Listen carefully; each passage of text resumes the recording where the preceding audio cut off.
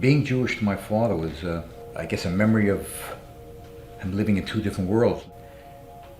In Europe, being persecuted and families being killed. And then coming to the United States, and that same persecution just stayed with him. Just stayed with the Jewish people. My great-grandfather came to America in 1923.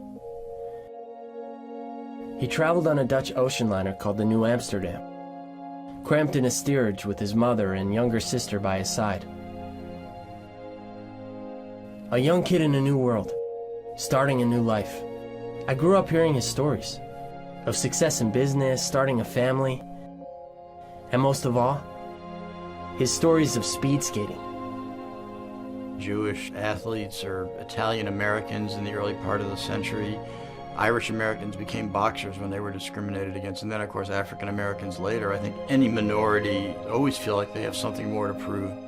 I can only imagine what it was like for those guys. In many senses, they've had to deal with more than any of us ever had to or ever will have to. Me looking at how things were and how things are now, and I was like, wow, I'm glad I ain't lived in them days. From like an Olympian's perspective, like just as a pure athlete, it had to be devastating. Anti-Semitism is not as prevalent as it was in the early stages of sport.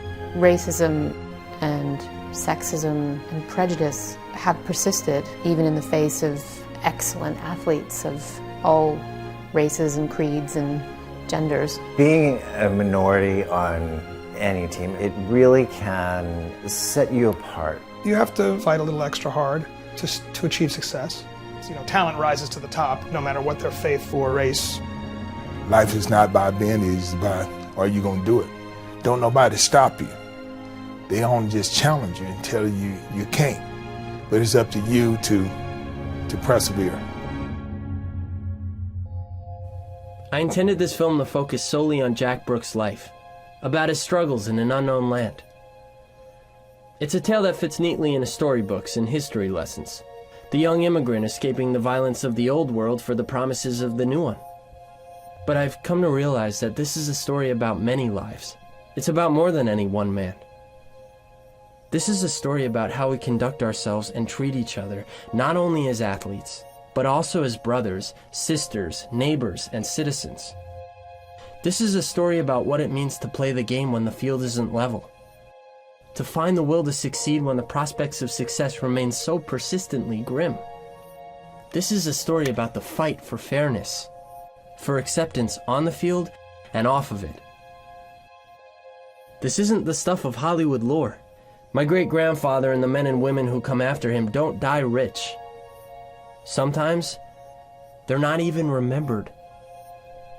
But they live real lives. And their lives, their story, deserves to be told. Because in the end, this is a story about us.